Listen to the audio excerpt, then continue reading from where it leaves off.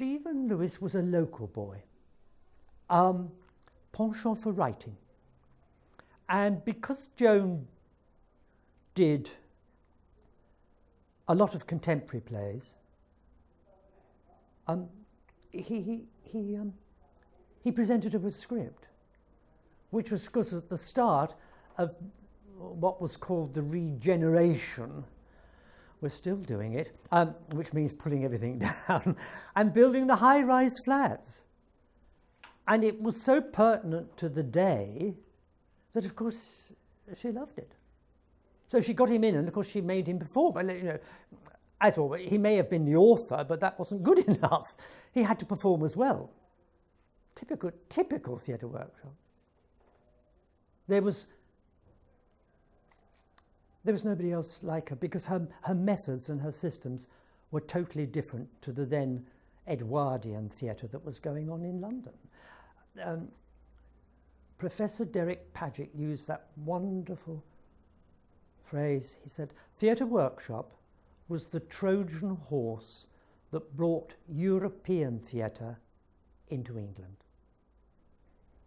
They struggled all those years, but she broke through. And now everybody's doing it. But she didn't get the encouragement and the accolades that she should have had in her lifetime, or when she was actually working. It was always without any money, no support from the Arts Council, no support from anybody, because they were all slightly not distrustful, but they didn't understand, because they'd been brought up with Old English Edwardian theatre, with everybody showing off. In the film, I played Georgie Brimsdown. But there's a story to that, because when I came to the original reading, I laughed so much, got told off, but I did laugh so much. And at the end of the reading, I went and said, oh, it's wonderful, it's wonderful. Listen, best of luck with it. I'm so looking forward to seeing it. And she said, well, you'll be here on Monday for rehearsals, won't you? And I said, no, but Joan, there isn't a part in it for me. And she went, oh, for goodness sake. She said, you can play that boy with the red shoes. Because there was a character, when he was in, his red shoes were always outside the door. You never ever saw him. And that's what I said, but you never ever see him. And she went, oh, for goodness sake, see you on Monday. So I came in on Monday and created that character, because it wasn't on the page. Lucky me. Lucky me. It brought in, of course, a huge local audience, because they sat there looking at themselves. She would call it accessibility of theatre. All her productions were very filmic.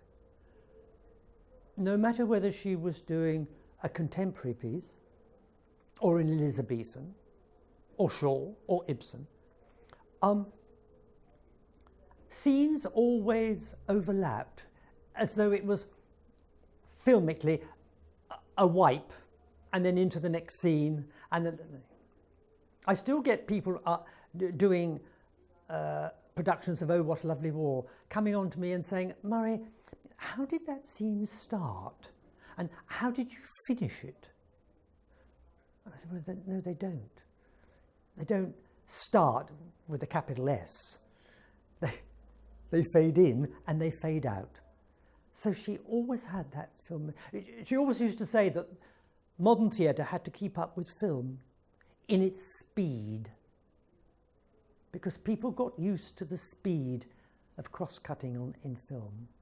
And when they came to the theatre, if it didn't get on with it, they got bored. So she was always very filmic. Well, I heard from a mate of his that he was in Venezuela in a nick. Do you reckon they'll go down well with salt beef? Joan loved Barbara. She loved her. That sort of freshness, that thing. But I mean, she was treated like any other member of the company when she was working.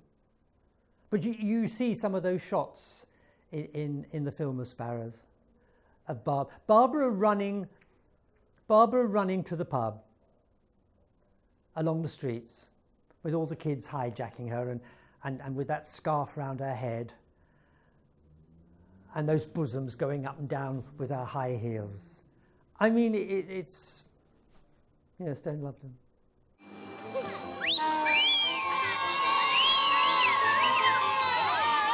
Charlie, she's here.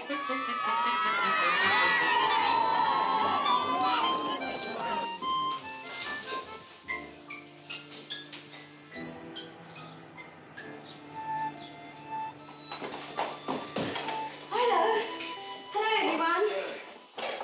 Hello, Charlie. I think it was received very well. For us, in it, it was just seeing all one's chums. I mean, it was just lovely to see everybody all in one spot. I mean, sometimes one had breaks 6-9 months a year, and then a company member would come back into a show. But there we all were. And filming, there we all were. The one amusing thing was when we were in the States, when we were in New York doing Oh, What a Lovely War, it opened there in New York. And we all went along, and it was the funniest thing. We fell about like we disgraced ourselves in that cinema because they subtitled it. They subtitled the Cockney into English. From here, what are you doing, mate, to here, what are you doing, mate? Well, I mean, you know, we were on the floor in hysterics. I mean, absolutely. We came out rolling onto the pavement. And every now and again, we do the lines posh, or like the subtitles. And we just thought that was the greatest gas ever. Hello, Fred. Hey, you want to get that down, you boys, because you need it. Oh, I know. Why? Because if she don't turn up, I'm going to cut you up into little oxo cubes. The Krays were always here. They were always in the theatre. Most gangsters across the world always want to be film stars. They always mix with theatre, singers, and so they were always here. So once she was doing that, and they knew that she wanted to film in the streets, they took over. And if she wanted to film the Mile End Road at rush hour, she'd film the Mile End Road at rush hour because they would just close the rest of it until she'd finished. I mean, she loved that, of course. She loved it.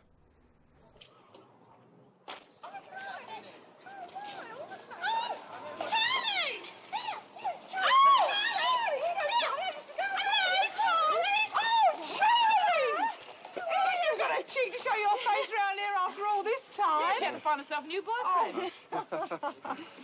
Yeah, they put all the houses down, haven't they? Oh, yeah, it's new, look. You see, it's all new. Oh, that lot came down months ago. Yeah, didn't you know?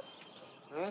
Oh, yeah, big, isn't it? Yeah. Yeah, 18 floors. The lift broke down last week. Yeah, needs a lot of curtains. Yeah, they put all the old ones at the top, you know, to kill them off. She loathed the brutalism. And in the early start, the brutalism of those buildings, not a tree, nothing. And she used to say, well, no wonder they destroy it. So would I. No wonder they chalk all over it, the kids. They've got nowhere to play. She thought it was anti-human. And now they're knocking them down. Not far wrong, John. She's there. She's still about. Still the influence. What she did, she changed the face of English theatre. And it's still changed. And more, it's like with the Fun Palace that never came to fruition. There are 2 ladies who have started Fun Palaces every year. They had 104 Fun Palaces up and down the country last year. And they're all there to be there this year as well. Her legacy is there in the ether and it's being picked up, and we just go along with it. And of course here, in this building, I look at her photograph and still say, "Morning, Joan," because she's still here.